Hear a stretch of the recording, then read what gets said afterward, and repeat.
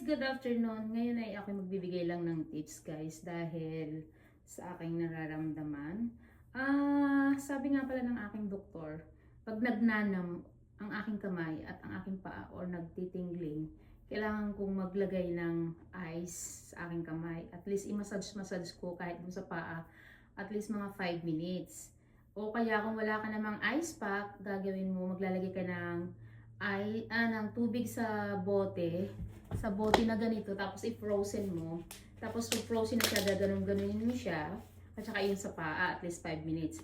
Pero guys, dahil nga meron pa ditong snow sa amin, ako ay lalabas at ako ay magyayapak ton. So, wait. Punta na tayo sa labas. At ito na nga guys, yung mga snow. So, gagawin ko, iaano ko lang yung paa ko dyan. Hindi naman matagal na matagal kasi ito ay snow. So, mas malamig ito kaysa dun sa bote.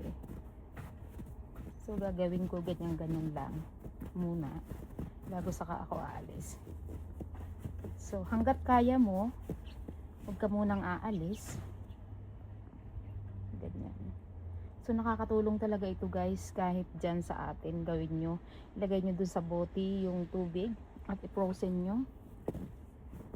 At para yung nagnanam ninyong mga paa, kamay, at nagtitingling siya, yung parang nangingimi siya, eh nakakatulong talaga ito. Ito ay payo sa akin ng aking doktor. Ganito ang gawin. Pero talaga guys, approve na approve talaga siya. So, hanggat kaya mo, pag dito sa snow, pwede. Kasi sa bote, hindi masyado yun malamig. So, dito, malamig masyado, kaya hanggat kaya ko ilalagay ko muna yan.